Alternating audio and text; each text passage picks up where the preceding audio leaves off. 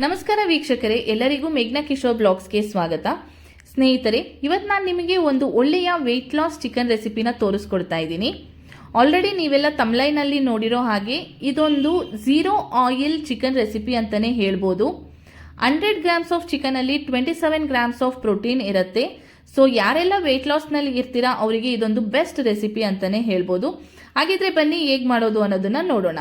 ನಾನಿಲ್ಲಿ 200 gram of ಚಿಕನಿಗೆ ಅರ್ಧ ಸ್ಪೂನಷ್ಟು ಅರಿಶಿಣ ಮತ್ತು 2 ಸ್ಪೂನಷ್ಟು ಮೊಸರನ್ನ ಮಿಕ್ಸ್ ಮಾಡಿ ಅದ್ರ ಜೊತೆಗೆ ಅರ್ಧ ಹೋಳಷ್ಟು ನಿಂಬೆಹಣ್ಣನ್ನು ಸ್ಕ್ವೀಸ್ ಮಾಡ್ಕೋತಾ ಇದ್ದೀನಿ.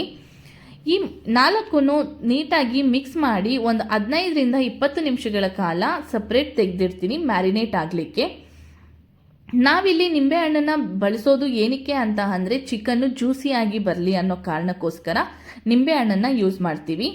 ನಾನಿಲ್ಲಿ ಮುಂಚೆನೇ ಹೇಳಿರೋ ಹಾಗೆ ಈ ಚಿಕನ್ನ ಪ್ರಿಪೇರ್ ಮಾಡಲಿಕ್ಕೆ ಯಾವುದೇ ತರಹದ ಎಣ್ಣೆನ ನಾನು ಯೂಸ್ ಮಾಡ್ತಾ ಇಲ್ಲ. ಇದು ಒಂದು ಝೀರೋ ಆಯಿಲ್ ಚಿಕನ್ ರೆಸಿಪಿ. ಅಂದರೆ ಯಾರೆಲ್ಲ ವೆಯ್ಟ್ ಲಾಸ್, ಇಂಚ್ ಲಾಸ್ನಲ್ಲಿ ಇರ್ತೀರಾ, ನಾನ್ ವೆಜ್ ಡಯಟ್ನಲ್ಲಿ ಇರ್ತೀರಾ ಅವರಿಗೆ ಒಂದು ಬೆಸ್ಟ್ ರೆಸಿಪಿ ಅಂತಲೇ ಹೇಳ್ಬೋದು.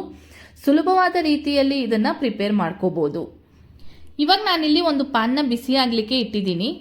ಪ್ಯಾನ್ ಚೆನ್ನಾಗಿ ಬಿಸಿಯಾದ ನಂತರ ಅದನ್ನು ಮೀಡಿಯಂ ಫ್ಲೇಮ್ನಲ್ಲಿ ಇಟ್ಕೊಂಡು ಮ್ಯಾರಿನೇಟ್ ಮಾಡಿರುವಂತಹ ಈ ಚಿಕನನ್ನು ನಾವು ಪ್ಯಾನ್ಗೆ ಸೇರಿಸ್ಕೊಳ್ಳೋಣ. ಫ್ಲೇಮ್ ಮೀಡಿಯಂ ಫ್ಲೇಮ್ನಲ್ಲೇ ಇರಬೇಕು ಅಥವಾ ಲೋ ಫ್ಲೇಮ್ನಲ್ಲಿ ಇದ್ರೆ ಕೂಡ ಆಗತ್ತೆ.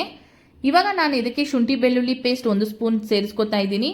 ಹಾಗೆ 1 ಹಿಡಿಯಷ್ಟು ಕೊತ್ತಂಬರಿ ಸೊಪ್ಪನ್ನ ಸೇರಿಸ್ಕೊತಾ ಇದ್ದೀನಿ. ಹಾಗೆ ಸ್ವಲ್ಪ ಪುದೀನ ಸೊಪ್ಪನ್ನು ಕೂಡ ಸೇರಿಸ್ಕೊಂಡು ಒಂದು 3ರಿಂದ 4 ನಿಮಿಷ ಇದನ್ನು ಕ್ಲೋಸ್ ಮಾಡಿ ಇಡೋಣ.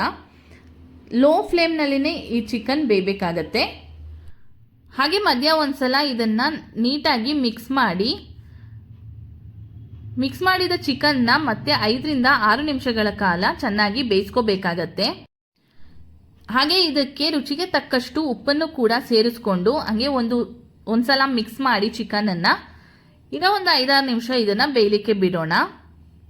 ನಂತರದಲ್ಲಿ ಇದು ಚೆನ್ನಾಗಿ ಚಿಕನ್ ನೀರು ಬಿಟ್ಕೊಂಡಿರುತ್ತೆ. ಆ ಟೈಮ್ನಲ್ಲಿ ನಾವು ಚಿಕನ್ ಬೆಂದಿದೆಯೋ ಇಲ್ವೋ ಅನ್ನೋದನ್ನು ಕೂಡ ನೋಡಿಕೊಂಡು ನಂತರ ಇದಕ್ಕೆ ಒಂದು 2 ಸ್ಪೂನಷ್ಟು ಜೀರಿಗೆ ಮತ್ತು ಮೆಣಸಿನ ಪುಡಿನ ಸೇರಿಸ್ಕೊಳ್ಳೋಣ.